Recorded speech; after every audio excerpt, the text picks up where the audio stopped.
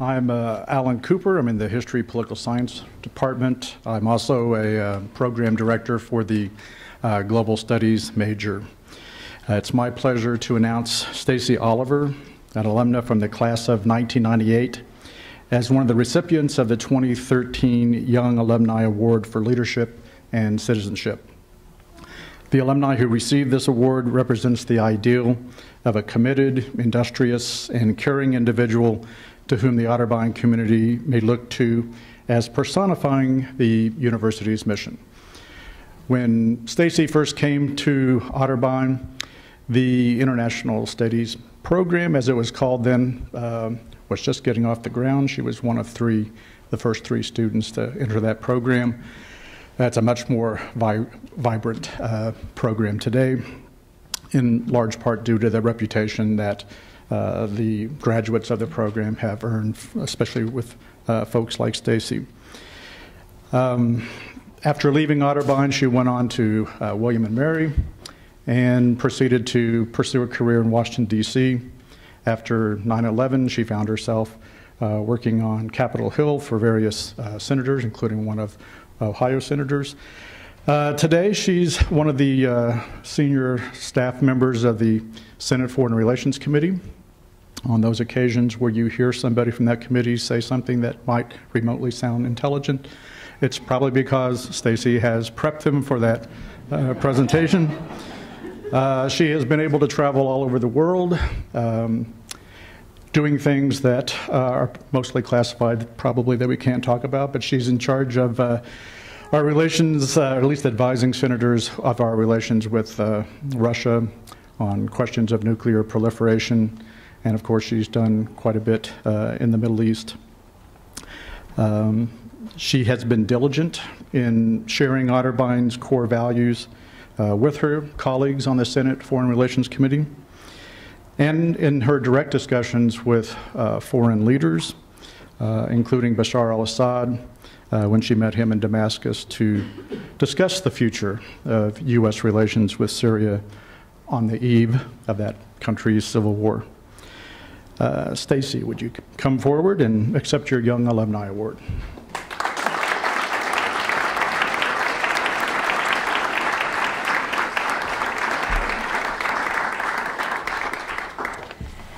There are certainly a lot of people that I would like to thank along my journey to this stage tonight. Among them are my family. My mother and my daughter are here. Unfortunately, my husband is military, and so he's elsewhere at the time. All of the professors here at Otterbein who believed in the students and gave us the opportunities, as well as the community that I grew up in, particularly my grandfather, who is one of the sort of driving lights in everything that I've ever done in my life. A lot of people ask me, why Congress? The place is broken. Things don't seem to happen.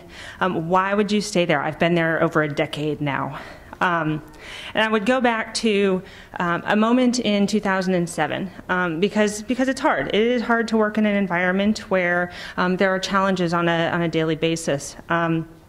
But I had an experience in 2007 that really cemented the place that I wanted to be, that Congress was the place that I wanted to be. And that was, it was shortly after I had completed my time working for Senator Mike DeWine, and we had passed a law that I had written that helped children of the service members who died in combat to retain their health care.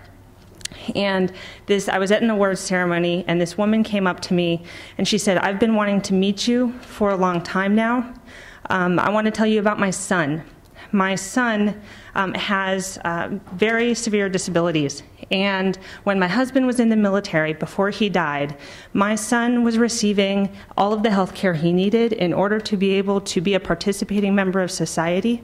Prior to that health care, he was in a wheelchair. When he was receiving that health care, he learned to walk and talk and interact with our family. When my husband died and we lost our health care, my son went back into that wheelchair and he stopped talking to us. He said, because of this legislation that you wrote and helped pass, I want you to meet my son today," who walked across that room to me and said, "Thank you." And it's the moments like that that make us want to work through the times when Congress is 10 days away from shutting the government down. And all of those other experiences that tend to make the front page of the newspaper, as opposed to the small things which you don't hear about on a daily basis as Congress is passing laws every single day. So that is why I stay in this seemingly dysfunctional environment on a daily basis and try and help as many people as we can, one by one. Now, as I was thinking about my return to Otterbein this weekend, I took the time to reflect on my experiences here and the role Otterbein played in where I've ended up today.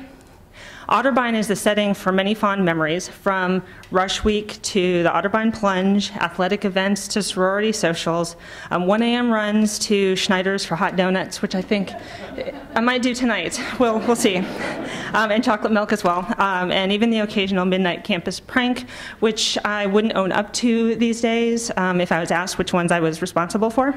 But those were just a few of the memories that I had. I also went back and watched, on a VHS player I didn't know I still owned, an interview conducted by the campus TV station with then Dean of Students, Bob Gaddy, who I wasn't aware was going to be sitting here tonight, so this is even better.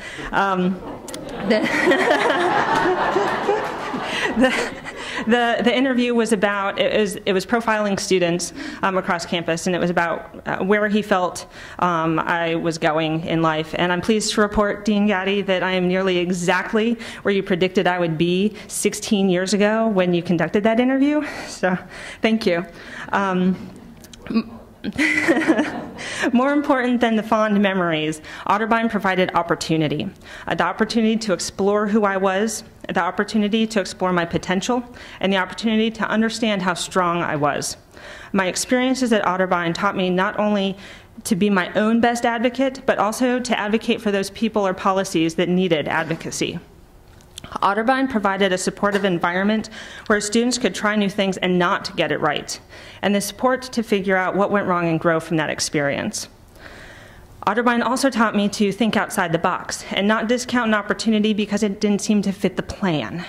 We all have plans and they go wrong, and we say we can't change them because that's not the plan.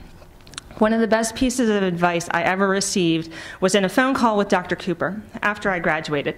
Among many pieces of advice he gave me over the 4 years that I was here, he continued to provide that advice after I graduated. And I didn't know what I was going to do. And I said, Dr. Cooper, everybody's telling me I need to get a master's degree. What should I get a master's degree in? He provided that advice, and it's landed me where I am today. Little did he know that I would use those skills that I learned in that graduate program at William & Mary later in life to manage a room full of senators, to manage diplomats, and even sometimes foreign military officials. The faculty and campus have changed a lot since I graduated 15 years ago, but I hope and don't believe the lessons one takes away have changed a bit.